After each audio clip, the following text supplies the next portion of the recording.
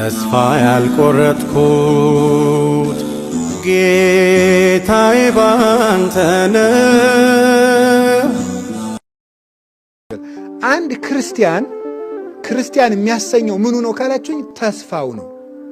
ስለዚህ በየቀኑ የሰው ልጅ አንድ ኦርቶዶክሳዊ ክርስቲያን በየቀኑ ጠዋት ሲነሳ ማታም ሲተኛ ሁልጊዜ ይዞት መውጣት ያለበት የየቀን ስነ ምግባሩ ተስፋ ነው። በየቀኑ የተስፋ ሰው መሆን አለብን። ቀኑን ሙሉ እስመ አንተ እግዚኦ በተስፋ ባሕቲትከ አይደርከኒ አይደል ያለ ቅዱስ ዳዊት። አቤቱ አንተ ባለኝታ አሳድረኸኛልና ብሏል። መዝሙር 5 ላይ መዝሙረ ዳዊት ላይ ተስፋ የክርስቲያን ማደሪያው መዋያው ኑሮው ነው ተስፋ። እና ተስፋ አንድ ስነ ምግባር ነው፣ የመንፈስ ፍሬ ነው።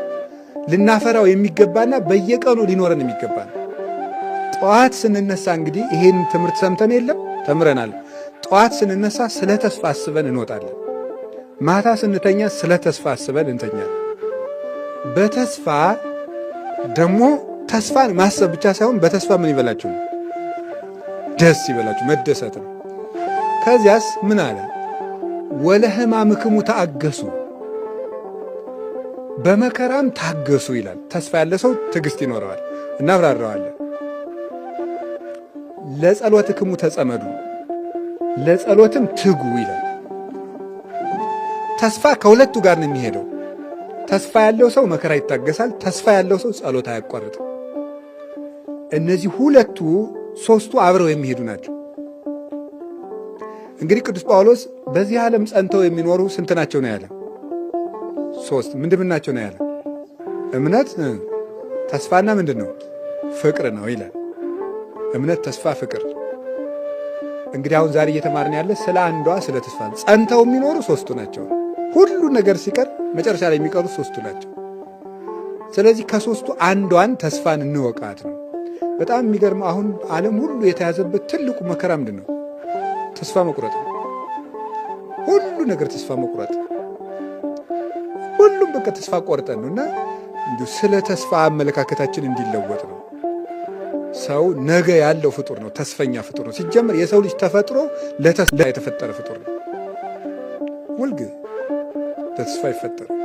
በተሳሳተ መንገድም እንኳን እንደው በተሳሳተ መንገድም እንደው አይዞህ ምና እንደው እስከ መቼ ነው እንዲነብቱት? አንድ ቀን መቼም ይስተካከል ይሆናል የሚለው እንደው ጥሩ ክርስቲያንም ባይሆን መጽሐፍ ቅዱስም ባያውቅ። ምክንያቱም ሰው ተፈጥሮው ለተስፋ ስለተፈጠረ። ሌላው ቀርቶ የሰው ልጅ በተፈጥሮው የሚያስጨንቀው ማን ነው የሚመስላችኋል? ነገ ነው አይደለም? የሰው ልጅ ብቸኛው የሚያስጨንቀው ነገር መጨረሻ ምንድን ነው ነው፣ ወይም መጨረሻ ላይ የሚኖረው ማን ጋር ነው። ይሄም ሰው የተስፋ ፍጡር ስለሆነ ሁልጊዜ የሚያስጨንቀው ሰውን የሚያስጨንቁት ከብዙ ነገሮች አንዱ ትናንትና ነገ ናቸው አይደለም? እንዲህ ባላረግ ኖሮ፣ እንዲህ ባላረግ ኖሮ፣ እንዲህ ባላረግ ኖሮ፣ እንዲህ ባላረግ ኖሮ፣ ከዛ ደግሞ እንዲህ ባረግ ኖሮ፣ እንዲህ ባረግ ኖሮ፣ እንዲህ ባረግ ኖሮ ያስጨንቀዋል። ሁለተኛ ደግሞ ነገ ምንድን ነው መሆነው፣ ምን ይመጣብኝ ይሆን የሚለው ያስጨንቀዋል። ይህ ሰው የተስፋ ፍጡር ስለሆነ የዛሬ ስንት ዓመት እኮ ጥሩ ጸሎተኛ ነበርኩ ይላል። ግን ዛሬ ሰውየው በጣም ተጃጅሎ ነው እንጂ እዛ ጊዜ ደህና ስለሆነ አይደለም። ዛሬ በጣም ስለተጃጃለ ጅልነት ስለጨመረ ትናንት የተሻልኩ ስለሆነ ይመስለዋል እንጂ ትናንትም ጅል ነበር ልላችሁ ፈልጌያለሁ። ግን እሱ ትናንት የተሻልኩ ይመስለዋል።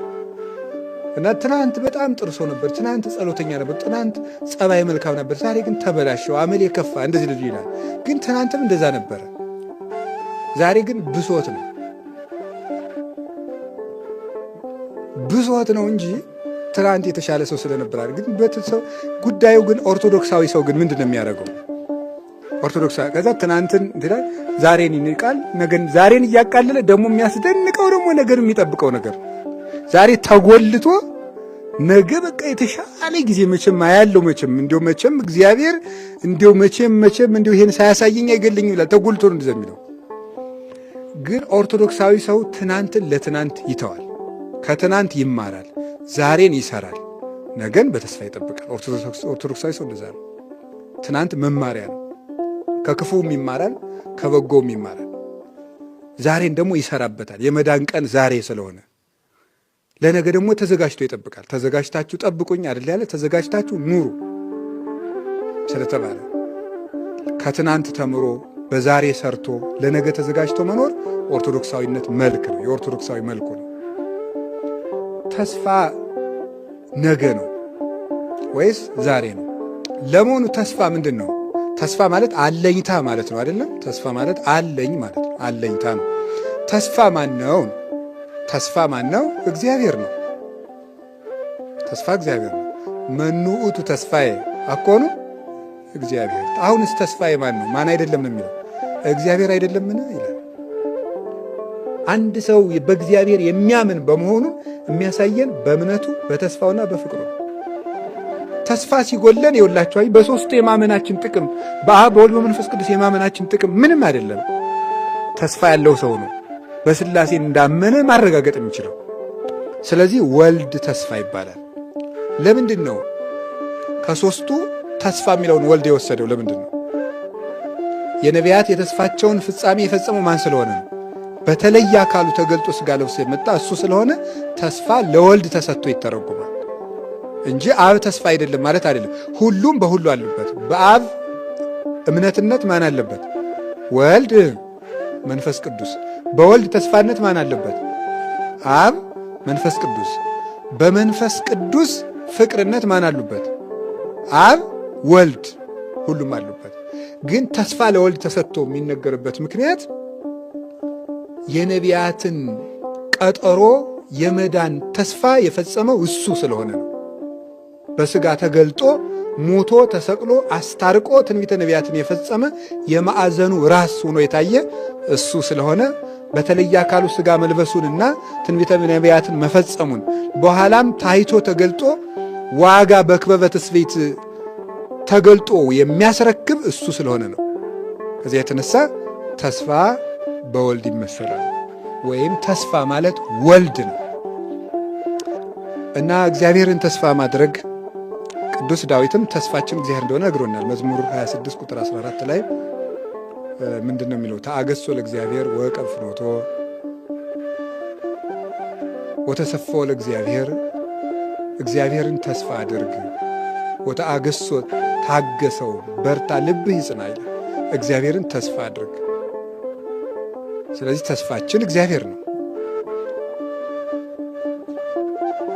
እንግዲህ በተስፋ ደስ ይበላችሁ ማለት ምን ማለት ነው? ተርጉሙት። በማን ደስ ይበላችሁ ማለት ነው? በጌታችን በኢየሱስ ክርስቶስ ምን ይበላችሁ ማለት ነው? ደስ ይበላችሁ ነው። ፊልጵስዩስ ምዕራፍ 4 ቁጥር 4 ላይ ይህንን ገለጸው። ምን ብሎ? እብለክሙ ተፈስሑ ዘልፈ በክርስቶስ፣ ደግሜ እላችኋለሁ በክርስቶስ ደስ ይበላችሁ ብሎ ተናገረ። በተስፋ መደሰት ማለት ምን ማለት ነው? ወይም በክርስቶስ መደሰት ወይም ተስፋን አድርጎ መደሰት ማለት ምን ማለት ነው? አንድ ሰው ተስፋ አለው ሲባል ምን ማለት ነው? ተስፋ አለው ሲባል ምን ማለት ነው? የመጀመሪያው ሁሉን በሚችል በእግዚአብሔር እጅ ውስጥ እንዳሉ ማመን ማለት ነው። እግዚአብሔርን ተስፋ ማድረግ ማለት እሱ ነው። ተስፋ አንድ ሰው ተስፋ አለው ማለት ምን ማለት ነው? ሁሉን በሚችል በእግዚአብሔር እጅ ውስጥ አለሁ ብሎ ማመን ነው። እምነት የሌለው ተስፋ የለም። ተስፋ የሚጎድለው እምነት ሲጎድል ነው። እግዚአብሔር እቅፍ ነኝ ማለት ነው። ይሄ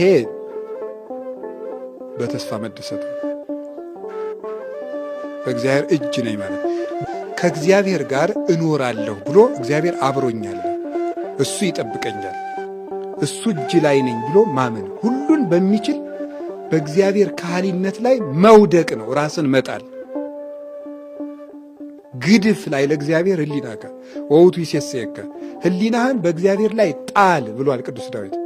ጣለው፣ ራስን መጣል ለእግዚአብሔር። ለእግዚአብሔር ፈጽሞ አሳልፎ መስጠት ራስን፣ እሱ ነው ተስፋ ማለት። በእግዚአብሔር ጥበቃ ውስጥ መሆን። አንድ እግዚአብሔር የሰጠን ቃል ኪዳን ምንድን ነው? ሁልጊዜ አብሬያችሁ እሆናለሁ ነው። ይህን ሁልጊዜ መርሳት የለብንም። አብሬያችሁ እሆናለሁ፣ እኔ ከእናንተ ጋር ነኝ የሚለው እግዚአብሔር የሰጠን ዋስትና ነው። በዚህ ሁልጊዜ እርግጠኛ መሆን፣ እኔ ከእናንተ ጋር ነኝ የሚለው እግዚአብሔር ከእኔ ጋር ነው ብሎ ማመን ተስፋ ማለት እሱ ነው። እግዚአብሔር ከአባቶች ጋር ብቻ ሳይሆን ከኛም ጋር እንዳለ ማመን ነው። እግዚአብሔር ከአባቶች ጋር ብቻ ሳይሆን ከማን ጋር እንደሆነ ከኛም ጋር የሚኖር ነው እግዚአብሔር። መጽሐፈ ኢያሱ ምዕራፍ 1 ቁጥር 5 ላይ እንዲህ ብሎ ይናገራል። ኢትፍራ በከመ ሀሎኩ ምስለ ሙሴ ከማሁ ይሄሉ ምስሌከ ወኢያሃድገከ። ከሙሴ ጋር እንደነበርኩ ካንተ ጋር እኖራለሁ፣ አትፍራ፣ በመከራም አልጥልህም ማለት እግዚአብሔር ለሙሴ ነበር እንጂ እኔማ እንዳይል ከሙሴ ጋር እንደነበርኩ በዚያው መጠን ካንተ ጋር እኖራለሁ አለ። እግዚአብሔር ከአባቶች ጋር እንደነበረው ከኛ ጋር ይኖራል። ከትልልቆች ጋር እንደነበረው ከትንንሾች ጋር ይኖራል። እግዚአብሔር ከኛ ጋር ለመሆን ከኛ መስፈርት ፈልጎ አይደለም ከኛ ጋር የሚሆን። ፍጥረቶቹ በመሆናችን አብሮን አለ። ሰው በመሆናችን አብሮን አለ። ክርስቲያን በመሆናችን አብሮን አለ። ፍጥረቶቹ ስለሆን እንደ ማንኛውም ፍጥረት መልቶ አብሮን አለ። ሰው ስለሆን በአርአያው በአምሳሉ ስለፈጠረን በልዩነት ከኛ ጋር አለ። ክርስቲያኖች ስለሆን ደግሞ ተዋህዶን አብሮን አለ። ያን ነው ማሰብ። ከአባቶች ጋር እንደነበረው ከኛ ጋር ነበር። ከሐዋርያት ጋር ለሐዋርያትስ ምንድን ነው ያላቸው? የሰጣቸው ዋስትና አሁን ምንድን ነው? ወአነ ይሄሉ ምስሌክሙ እስከ ሕልቀተ ዓለም፣ እስከ ዓለም ፍጻሜ እኔ ከእናንተ ጋር ነኝ። ሁልጊዜ እግዚአብሔር ለሰው ልጆች የሚሰጠው ተስፋ እኔ ከእናንተ ጋር ነኝ፣ እስከ ዓለም ፍጻሜ እኔ ከእናንተ ጋር ነኝ። እስከ ዓለም ፍጻሜ ጴጥሮስ አለ፣ ዮሐንስ አለ፣ በርቶሎሜዎስ አለ፣ ታዲዮስ አለ፣ ማን አለ? እስከ ዓለም ፍጻሜ ከእናንተ ጋር ብቻ አይደለም ከሚመጣው ትውልድ ጋር ሳልለወጥ አብሬ እኖራለሁ። ዕብራውያን ምዕራፍ 13 ቁጥር 8 ላይ ቅዱስ ጳውሎስ የነገር እንደዚህ ነው። ኢየሱስ ክርስቶስ ዘትማልም ወይም ወክም መውት እስከ ዘላለም። ኢየሱስ ክርስቶስ ትናንትም ዛሬም እስከ ዘላለም ድረስ ሕያው ነው፣ አይለወጥም። እኛ ኃጢአተኛ መሆናችን እግዚአብሔር ከኛ ጋር አብሮን እንዳይሆን አያደርግም። እንዳይዋሃደን ግን ያደርጋል። ተዋህዶን እንዳይኖር በክብር እንዳይገለጥልን ያደርጋል። እንዳይጠብቀን ግን አያደርግም። እውነት ለመናገር የበደል መጨረሻ እግዚአብሔር ከኔ ጋር የለም ማለት ነው። እንደዚህ ማለት ልብን ያደነድናል ይላል። ልብ ይደነድናል ይላል ቅዱስ ዮሐንስ አፈወርቅ በድርሳኑ ሲናገር። እግዚአብሔር ከኔ ተለይቷል፣ እግዚአብሔር አይምረኝም፣ እግዚአብሔር አይቀበለኝም፣ ከኔ የራቀ ነው ማለት ልብን ያደነድናል። ልብ ሲደነድንስ እስመ እምግዘፈ ልብ ይከውን ተቃርኖተ እግዚአብሔር። ልብ ሲደነድን ደግሞ እግዚአብሔርን መቃረን ይመጣል። ይሄስ ምን ያመጣል? ያንሰአስህ መዓተ እግዚአብሔር፣ የእግዚአብሔርን መዓት ደግሞ ያነሳሳል። ልብን ማደንደን። ልብ የሚደነድነው ከየት ጀምሮ ነው ሲባል እግዚአብሔር ተለይቶኛል ከማለት። ቅዱስ ጳውሎስ በአንደኛ ቆሮንቶስ መልእክቱ ምዕራፍ 12 ላይ ሲናገር እንዲህ ይላል። ምናልባት ሰዎች እየጸለዩ ህልም ሊያዩ ይችላሉ፣ ራእይ ሊያዩ ይችላሉ፣ ጥያቄያቸው ሊመለስላቸው ይችላል። በጠሩት ቁጥር እግዚአብሔር አለሁ እነሆኝ ሊላቸው ይችላል። እኛ ግን ጠይቀን አልተሳካልን፣ ጀምረን አልተፈጸመልን ሊሆን ይችላል። የዛ ጊዜ እግዚአብሔር ትቶኛ እንላለን። ግን ምንድን ያለ አሃዊነ ኢንፈቅድ ትኩኑ አብዳነ በእንተ መንፈስ ቅዱስ። ወንድሞቻችን ስለ መንፈስ ቅዱስ ሞኝ እንድትሆኑ አልፈቅድም ይላል። ሞኝ መሆን ማለት ነው። ትርጓሜያችን ምን ይላል? መንፈስ ቅዱስ ከእናንተ ሳይለይ እያለ ተአምር ሲያደርግላችሁ ባለማየታችሁ ምክንያት ትቶኛል አትበሉ ነው። የጠየቃችሁትን ጥያቄ ስላልመለሰላችሁ፣ ያሰባችሁት ስላልተሳካ፣ የጀመራችሁት ስላልተፈጸመ መንፈስ ቅዱስ ትቶኛል አትበሉ ነው። መንፈስ ቅዱስ እየበደልንም አብሮን ይኖራል። እግዚአብሔር ሰውን ተለይቶ አያውቅም። ክደት ወደ ጸናበት መሄድ ለእግዚአብሔር ምኑ ነውና ነው የሚለው፣ ልማዱ ነውና ነው። እግዚአብሔር እንደውም ወደ እኛ ነው የሚመጣው። መጀመሪያ የታመመ ነው መድኃኒት የሚያስፈልገው። እሱም የተናገረ ይሄን ነው። ሕሙማን ይፈቅድዎ ለዐቃቤ ሥራይ ወአኮ ጥዑያን። ባለመድኃኒትን የሚሹት የታመሙ ናቸው እንጂ ጤነኞች አይደሉም። ስለዚህ ጌታችን ኢየሱስ ክርስቶስ ቀድሞ ጴጥሮስን አነጋገረው። ጤነኛውን ዮሐንስን አይደለም ያነጋገረው። ሕመም የጸናበትን ጴጥሮስን አይደል ያለሱስ። ለታመመችው ሕዋሳችን የበለጠ እንክብካቤ እናደርግላታለን። ጣቴ ብትታመም እንዳልተኛባት፣ እንዳልሰብራት፣ እንዳላደማት ጋሬጣ የበለጠ ጥንቃቄ፣ ስስ ለሆነው አካላችን የበለጠ እንጠነቀቃለን። ሰው ድንጋይ ቢወረውርበት ቶሎ ብሎ አይኑን የሚጋርደው አይኑን ነው። ለደካማ አካሉ የበለጠ ጥንቃቄ ያደርጋል። ስለዚህ ጌታችን መድኃኒታችን ኢየሱስ ክርስቶስ የበለጠ ለደካሞቹ ጥንቃቄ ያደርጋል፣ እንክብካቤን ያደርጋል። ተስፋ ማለት በእግዚአብሔር እጅ ላይ ነኝ ብሎ መናገር። የእናንተ የራስ ፀጉራችሁ እንኳን የተቆጠረ ነው ይላል። አያችሁ፣ ፀጉራችን ትርፍ አካላችን ነው። ግን ከእናንተ ትርፉ ነው የሚጣል ነገር የለኝም ነው። ሁሉ የኔ ገንዘብ ነው። የእናንተ ጥፍራችሁ ይሁን ፀጉራችሁ ይሁን የኔ ገንዘብ ነው። ቆጥሬ ሰፍሬ ይይዛችኋለሁ። እንድትጠፉብኝ አልፈልግም። አሳልፌም አልሰጣችሁም። በእኔ እጅታ በእኔ ጥበቃ ስር ትኖራላችሁ ነው። እጁ ደግሞ ሁሉን የሚችል ነው። እግዚአብሔር እጅ ውስጥ ማደር እና አይለየኝም ማለት እሱ ውስጥ መኖር በጸላሎተ ረድኤቱ እንደሚጋርደን እረኛ ነኝ ብሏል አይደለም? እኔ እረኛችሁ ነኝ፣ እጠብቃችኋለሁ። ምንድነው? ወበጸላሎተ ክነፊከ ምን ብላይ ነው የሚለው? ክድነኒ፣ እንደ አይን ብሌን ጠብቀኝ ነው። አይን በሽፋሽፍት ተጠብቃ የምትኖረውን ያህል ጠብቀኝ ነው። አንዲት ነገር ውልብ ስትል ከሽፋሽፍት ቀድሞ ላይን የሚደርስላት የለም። እንደዚያ ፈጥነህ ጋርደኝ ማለት ነው። ቅዱስ ዳዊት ሰው በእግዚአብሔር ጥግ እንዲህ ተጠግቶ ይኖራል። እግዚአብሔርን ጥግ ማድረግ አብሮኝ ይኖራል ማለት ተስፋ ይባላል። ስለዚህ ሁሉን የሚችል ላይለየን ቃል የገባልን በደልንም አልበደልንም አብሮን የሚኖር ሲኖር ደግሞ የሚችል አባትም አምላክም ስላለን በተስፋ በሉ ደስ ይበላችሁ። በእግዚአብሔር ተስፋ መደሰት ማለት ምን ማለት ነው? በእግዚአብሔር ከሆነ የማይቻሉ ነገሮች ሁሉ ይቻላሉ ነው። ተስፋ ማለት እሱ ነው። በእግዚአብሔር ከሆነ የማይቻሉ ነገሮች ሁሉ ይቻላሉ። ተስፋ እሱ ነው። ከሞተ ሕይወት ይመጣል። ከበላተኛ መብል ይወጣል። ካለቀ ነገር የሚኖር ነገር ይመጣል። በእግዚአብሔር ሁሉ ይቻላል። እሱ ነው ተስፋ ማድረግ። የማይቻሉ ነገሮች በእግዚአብሔር ይቻላል። ኩሉ ይትካሀል ለዘየአምን ማርቆስ ምዕራፍ 9 ቁጥር 23 ላይ ይሄንን ማመን ነው። ዓለም ሁል ጊዜ የምታሳየን ምንድን ነው? ያ ማለት ነው ችግሮች ውስጥ ሲሆኑ ችግሩን ትቶ ማንን ማሰብ ነው? እግዚአብሔር ማሰብ። ይሄ ነገር ያለቀ ነው የሚል ነገር ስናይ ለእግዚአብሔር እኮ ይቻላል ብሎ መታመን ተስፋ ይባላል። ዘይትካሀል በኀበ ሰብእ ይትካሀል በኀበ እግዚአብሔር። በሰው ዘንድ የማይቻል በእግዚአብሔር ይቻላል ብሎ ማመን ነው። በሰው ዘንድ የማይቻል በሐኪም ሊሆን ይችላል የማይቻል ሐኪም ከሆነ አይቻልም። ንጉሥ ከሆነ አይቻልም። በሰው ዘንድ ያልተቻለ ግን በእግዚአብሔር ይቻላል። እግዚአብሔር ሰው እንደሚያይ አድርጎ አያይም ነው። እግዚአብሔር ሰው እንደሚያስበው አያስብም። እግዚአብሔር እንደ ሰው አድርጎ አይደለም የሚሰራው። እግዚአብሔር የሚያሰኘው ከሰው ውጪ በሆነ መንገድ ስለሚሰራ ነው። እኛ ከምናውቀው ኃይል በላይ ይሰራል እግዚአብሔር። ይህን የሚያደርግ እሱ ነው። በዚህ መታመን የማይቻሉ ነገሮች በእግዚአብሔር ይቻላል። ችግሮቻችን ውስጥ ሆነን እግዚአብሔርን ተስፋ ማድረግ ነው። በተስፋ መደሰት ማለት ዛሬ ነው አይደለም እንደ እግዚአብሔር። አሁን እግዚአብሔርን መከራ ውስጥ ሆነን ተስፋ እናደርገዋለን ማለት የሆነ ችግር ውስጥ ሆነን መቼም ችግሩን ያሳልፈዋል ብለን ነው አይደል ተስፋ የምናደርገው? አይደለም።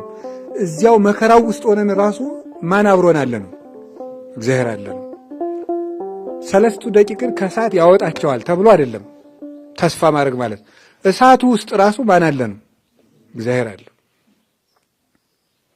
ዳንኤልን ከአንበሳው ጉድጓድ ያወጣዋል ማለት አይደለም ተስፋ ማለት። አንበሳው ውስጥ ራሱ ማን ጋር ነው ያለው ነው? እግዚአብሔር ውስጥ ነው ያለው።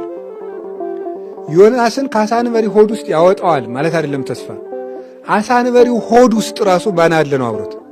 እንዳይቆረጥመው የሚያደርገው ማን ነው? እግዚአብሔር ነው። እስከሚወጣም እንዳይቆረጥመው ያደረገው እግዚአብሔር ነው።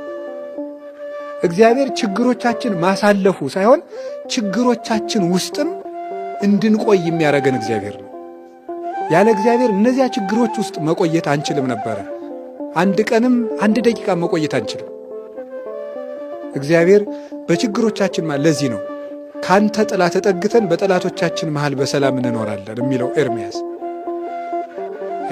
ተረፈ ኤርምያስ ምዕራፍ 4 ላይ ሲናገር እና እግዚአብሔር ጥላ ነው የሚባለው እዚያው ውስጥ ቦታ ማስለቀቅ ሳያስፈልገው እሳቱን ጠል ያደርገዋል፣ እሾሁን ምቹ ስፍራ ያደርገዋል። እግዚአብሔር ቦታ መለወጥ አያስፈልገው፣ እዚያው ውስጥ ሰላም መስጠት ይቻለዋል። እግዚአብሔር ሙሴን ለማሳደግ ሙሴን በደመና ጭኖ እስራኤል መውሰድ አይጠበቅበትም። የጠላቱን ቤተ መንግሥት መኖሪያ ማድረግ ነው እግዚአብሔር የሚችለው ሳይጠበቅበት እዚያው ውስጥ። ስለዚህ እግዚአብሔርን ተስፋ ማድረግ ማለት በቃ ያሳልፍልኛል እግዚአብሔር አንድ ቀን ማለፉ አይቀርም ሳይሆን አሁን ራሱ ማን ውስጥ ነኝ ነው። እስኪ ተናገሩ ሁላችሁ።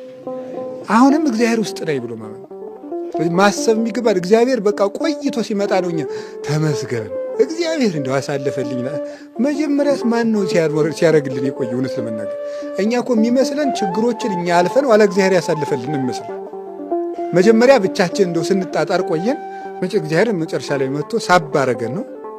እዛ አይደለም። መጀመሪያም እግዚአብሔር እቅፍ ውስጥ ነበር። ያንን ነው ማሰብ። እግዚአብሔር ተስፋችን እሱ ነው። ፈተናዎቻችንን በጎ ዕድል አድርጎ ይለውጣቸዋል። በተስፋ መደሰት ማለት እሱ ነው። ችግሮች ሲመጡ አይ መከራዬ ከማለት ይልቅ እዚህ ውስጥ እግዚአብሔር የሚያመጣው ደስታ አለ ብሎ መቀበል፣ በዚያ መደሰት ነው። መከራውን እንደ በጎ ዕድል። ለምንድን ነው መከራን አባቶቻችን የሚወዱት? መከራው በጎ ዕድል ስለሆነ ነው። በጎ ዕድል አድርጎ ነው የሚወስደው። በሽታ ይሰጥና በበሽታው ምን ያደርገናል? በረከት ይሰጠናል። አይሰጥም? ይሰጣል። ይሰጣል? አይሰጥም? ቅዱስ ጳውሎስ ውጋት ነበረበት። በውጋቱ ውስጥ ምን ሰጥቶታል? ጸጋ ሰጥቶታል። የሚያስጨንቀውን የራስ ምታትና ውጋት የጸጋ መቀበያ አድርጎታል። እንዲሁም ፈውሰኝ ሲለው አይ ይሄ ከለቀቀ ጸጋው ይለቅሃል፣ ጸጋዬ ይበቃሃል አለ።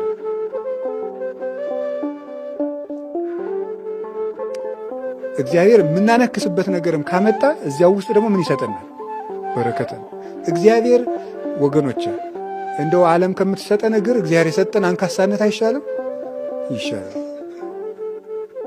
አዎ እግዚአብሔር ብዙ ጸጋን ለመስጠት ብሎ ነፍስን ምን ያደርጋታል? ወደ ብዙ ጸዋታው መከራ እንድትገባ ያደርጋታል እና ወደ መከራ ይለውጣል።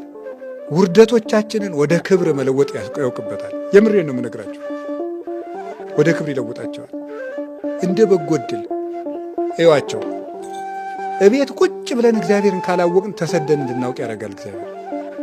ሁሉንም ለበጎ ነው የሚያደርጋቸው የሚባለው ለዚህ ነው። እና መከራ ሲመጣ ደስ ብሎ እግዚአብሔር ይመስገንና ቅዱስ ዳዊት ምንድን ነው ያለው? እምንዳቤ አርሃ በሊተ ከመከራ የተነሳ ምን አለልኝ ያለው? አስፍቶ ሰጠኝ፣ አሰፋልኝ ብሎ ተናግሯል። እግዚአብሔር ክፉ ወጥመዶችን ወደ መልካም ዕድል ስለሚጠውጣቸው በተስፋ በሉ ምን ይበላችሁ? ደስ ይበላችሁ። እማይረባ ማንነታችን ወደ ትልቅነት ስለሚለውጥልን እግዚአብሔር ደስ የሚለን ተስፋ ይሄ ነው። ወደ መጨረሻ ያመጣሁት እንደውም ትልቁ ነው። እውነት ለመናገር ትልቁ ተስፋችን የማይረባ ማንነታችን ስለሚለውጥልን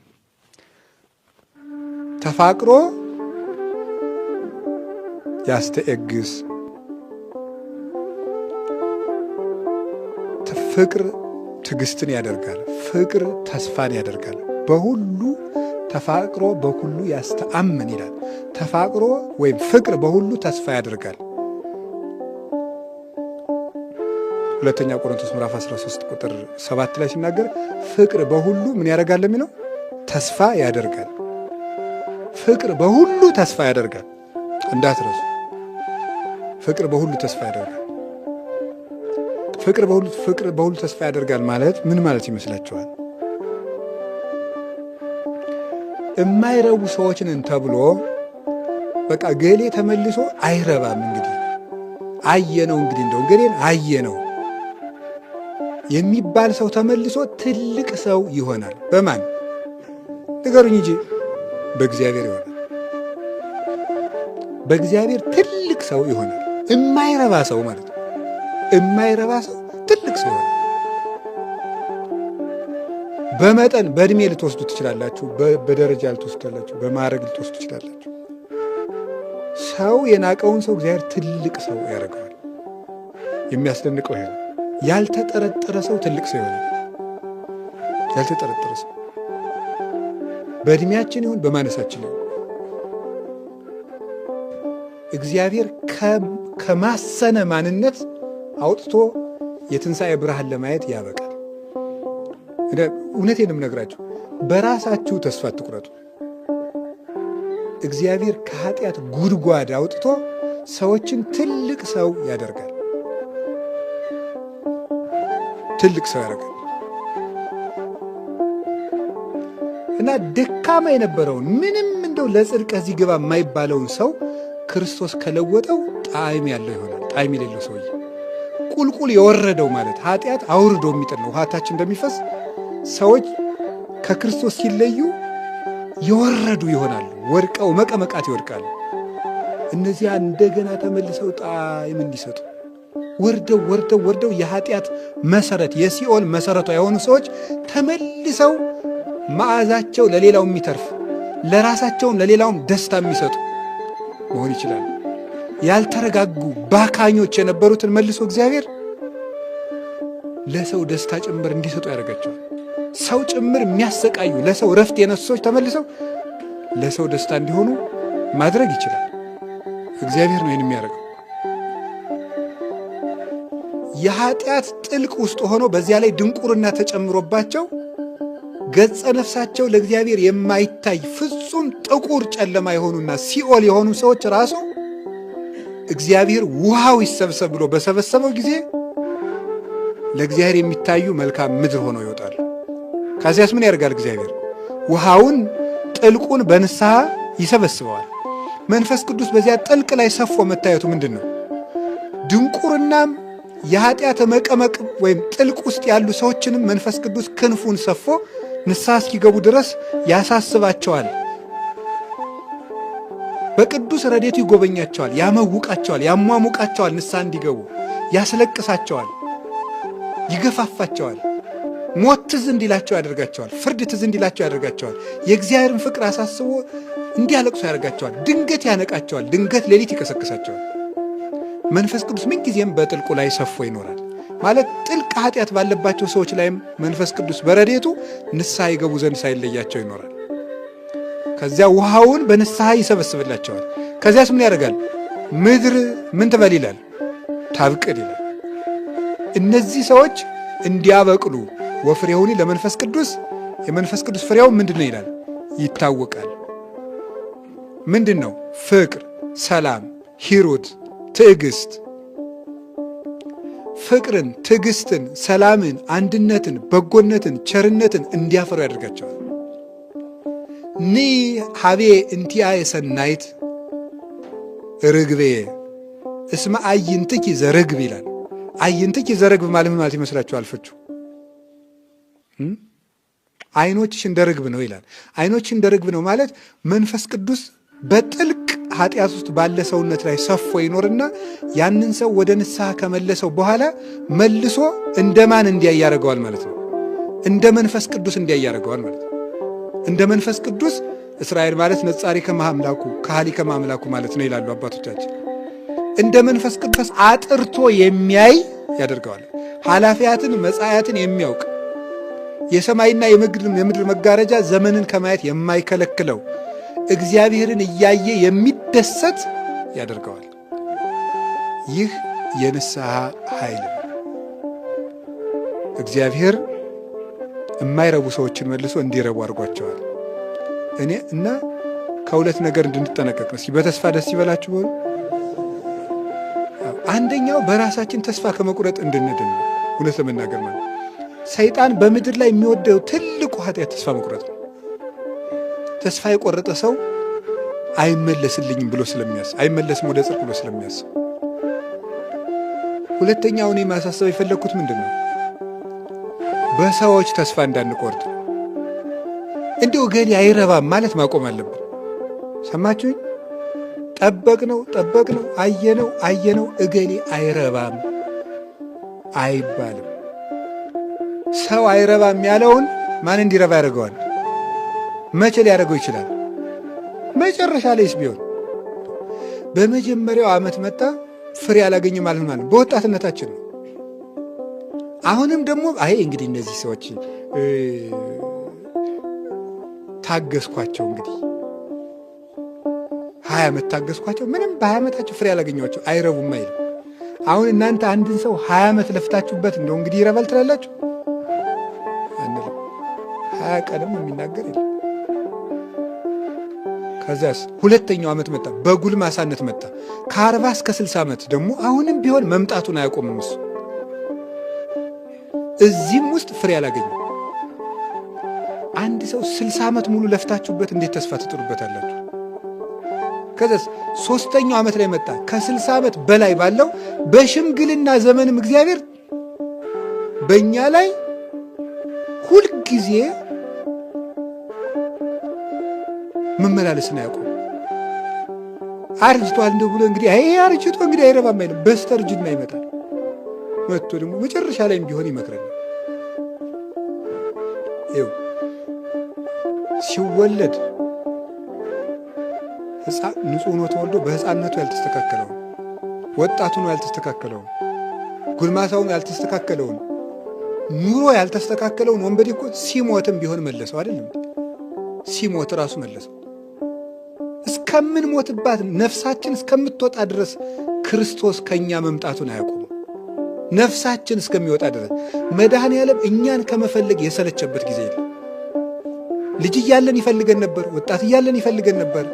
ጉልማሳ እያለን ይፈልገን ነበር። አርጅተን ይፈልገናል። እስከምንሞት ይፈልገናል። ይህ ትልቅ ተስፋችን ነው።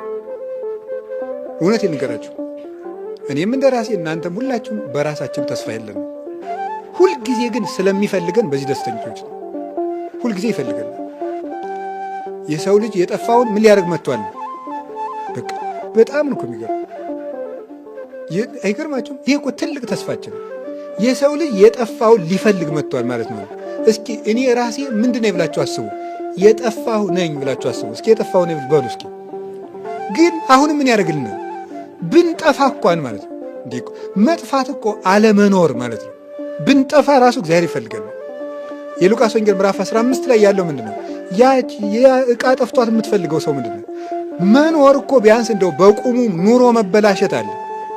መጥፋት እኮ አለመኖር ነው። ፈጽሞ እግዚአብሔራዊ መልካችን ጠፍቶ ሌላ ቁስ እስከምንሆን ድረስ ነው ማሰብ ያቆምን ሰዎች እስከምንሆን ድረስ። እስከዚያ እንኳን ብንወርድ እግዚአብሔር ይፈልገናል። እግዚአብሔር ከፈለገኝ እኔ ሰው ባይፈልገኝ ባይፈልገኝ ስለሚፈልገን በተስፋ በሉ አቤት። ዓለም የሚፈልጉትን ምን ያደርጋል? ይፈልጋል። እግዚአብሔር እሳ የማይፈልጉትን ይፈልጋል። የማይፈልጉትን ጭምር ነው የፈለገው እኮ። ይህ ውስጥ ለሚቸነክሩ እጆች እኮ ነው አባ ስራይ ሎሙ እያለ የጸለየላቸው ለሚወጉት እጆች። እና በእግዚአብሔር ተፈላጊ ነኝ ማለት ሁልጊዜ ብርታት የሚሆን ጉልበት ነው። ተስፋ የምናደርገው ለምንድን ነው? መንግስቱን ስለሚያወርሰን ተስፋ እናደርገዋለን። ተስፋችን ያ ነው እንግዲህ የምንጠባበቀው። መንግስቱን ያወርሰናል።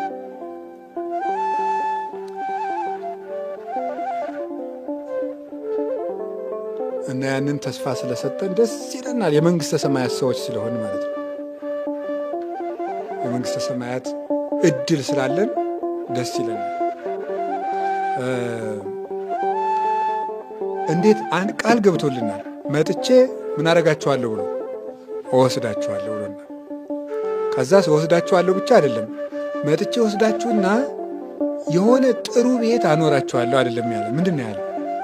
ከእኔ ጋር ትኖራላችሁ። ደስ ነው የሚለው እኮ አይላችሁም? ንገሩኝ እንጂ ማለት ኃጢአት ስንሰራ ብንረሳውም እስቲ ባይሆን አሁን ደስ ይበለን። ባይሆን ከማን ጋር ትኖራላችሁ ነው ያለ? ከኔ ጋር ይህ በጣም ነው ደስ የሚለው። እሱ ጋር የመኖር እድል እውነት ነው ማየት እንኳን ድፍረት የሌለን ሰዎች እሱ ጋር የመኖር ይገርማል እኮ። እንዲሁ ከክርስቶስ ጋር መኖር እንዴት ያለ እድል ነው በእውነት። ከሱ ጋር ለዘላለም ሳይለዩ መኖር። መንግሥተ ሰማያት አውርሳችኋለሁ ከሞት አድናችኋለሁ ቢለን እሱም ድንቅ ነው። ግን ይሄ ባልደነቀን የሚደንቀ ግን ማንኛውም ሰው ከንጉሱ ቤት ከንጉሱ ጋር እኩል ይኖራል። የንጉሱ ጎረቤት ሆኖ አይደለም የሚኖረው፣ ከንጉሱ ጋር አብሮ ያድራል በአንድ ቤት ውስጥ። ማንኛውም ሰው። ይሄ እግዚአብሔር ለሰው ልጅ የሰጠው ትልቅ ስጦታ ነው። አንድ ንጉሥ የፈለገ ሰፊ ቤተ መንግሥት ቢኖረው አንድ ቤት ውስጥ ከሁሉም ባለሙሎቹ ጋር ሊያድር አይችልም። እግዚአብሔር ግን ካህሊ ነውና ከሁላችን ጋር እኩል አብሮን ያድራል መንግሥተ ሰማያት ውስጥ። በጣም የሚያስገርመው ደግሞ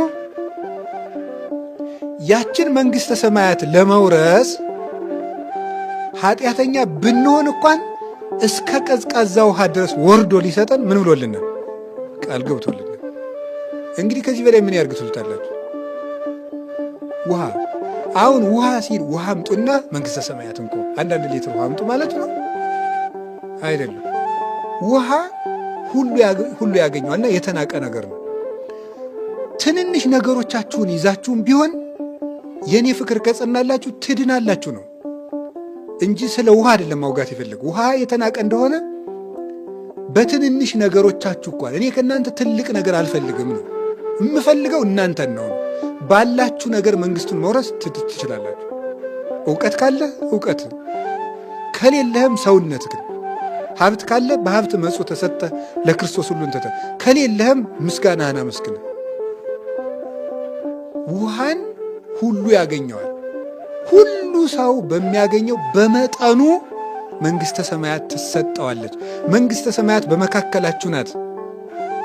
መንግሥተ ሰማያት ይብልዋ ነያ ከያክ ወነያ ዘየ መንግሥተ እግዚአብሔር ነያ ማእከሌክሙ ሉቃስ 17 ቁጥር 21 ላይ መንግሥተ ሰማያት ክንፍ ኖሯት በራ ግኖሯት ተሽከርክራ አትመጣም። መንግሥተ ሰማያት በመካከላችሁ ናት።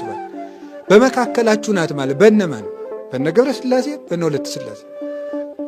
በማንም ሰው ቆርቆሮ ቤት ካለው በቆርቆሮ ቤቱ፣ ጎጆ ቤት ካለው በጎጆው፣ ረጅም ሰው ከሆነ በዛው፣ አጭር ከሆነ በዛው፣ ደካማም ከሆነ በድክመቱ በመጠኑ ልክ መንግሥተ ሰማያትን ሊያወርሰው እግዚአብሔር ፈቃደኛ ነው ለሰው። የእንጦንስን ያህል ሳትጋደል፣ የጊዮርጊስን ያህል ሳትፈጭ፣ የጳውሎስን ያህል አንገት ሳይቆረጥ፣ የጴጥሮስን ያህል ተዘቅዝቀ ሳትሰቀል አይለው በመጠኑ መንግሥቱን ያወርሰዋል። በቁራሽ እንጀራ ያወርሰዋል። መረቡን ብቻ ሰጥቶ ያወርሰዋል። እንደ ጴጥሮስ ሁለት ድቃቂ ሳንቲም እንደጣለችውም ባለችው ነፍስና ሥጋውን ብቻ ይዞ በመቅረብ በሕሊናው እግዚአብሔር መንግሥቱን ያወርሰዋል። ለድሃው እንደ ድህነቱ፣ ለሀብቱ እንደ ሀብትነቱ እንደዚህ አድርጎ የሚሰጥበት መንግሥት የእግዚአብሔር መንግሥት ብቻ ነው ዘመዶች። ሌላው መንግሥት ላለው ይሰጣል፣ ለሌለው ፊት ያዞራል። የእግዚአብሔር መንግሥት ግን ለሁሉ ይሆናል። በተስፋ ደስ ይበላችሁ። እንደ ነገሩ ሁነን ብንኖርም ወንሴፎ ምንን ተስፋ እናደርጋለን? ትንሣኤን ሙታንን ተስፋ እናደርጋለን። በዚህ ዓለም ስንሞላ ስንጎድል፣ ስንወጣ ስንወርድ፣ ስንርቅ ስንቀርብ እንኖራለን። ግን አዝማነ መንግሥተ ሰማያትን ሀዩ ከመመላእክትን ተስፋ አድርገን እንኖራለን። ክርስቶስን ለዚች ምድር ብቻ ተስፋ ካደረግነው ከሰው የባስን ምስኪኖች እኛ ነን። የምግብ ጊዜም ያልፋል አይደል? የረሃብ ጊዜም ያልፋል። የጤንነት ጊዜም ያልፋል። ሕመምም ያልፋል። እስራትም ያልፋል። ነፃነትም ያልፋል። የማያልፍ መንግሥተ ሰማያት ግን አለ። ያችን በቸርነቱ ለማየት ያብቃን።